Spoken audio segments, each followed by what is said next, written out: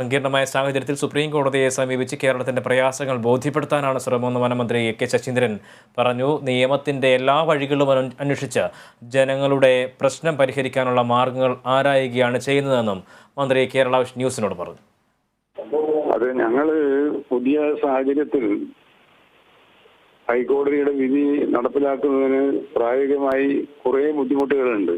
കാരണം ജനവാസ മേഖലയല്ലാത്ത നിക്ഷിപ്ത വനം നമ്മുടെ ഇല്ല, നമ്മുടെ കേരളത്തിൽ. കാരണം എല്ലാ പ്രദേശത്തും കാടിന് ചുറ്റുവട്ടവും ജനവാസ മേഖലയാണ്, കൃഷി മേഖലയാണ്. അപ്പൊ അങ്ങനെയുള്ള സ്ഥലത്ത് നമ്മൾ കൊണ്ടുവിട്ടാൽ പറമ്പിക്കൊളുത്തുകാരുടെ ആശങ്ക പരിഗണിച്ചതുപോലെ മറ്റു സ്ഥലത്തുകാർക്ക് ആ പ്രശ്നം വരും.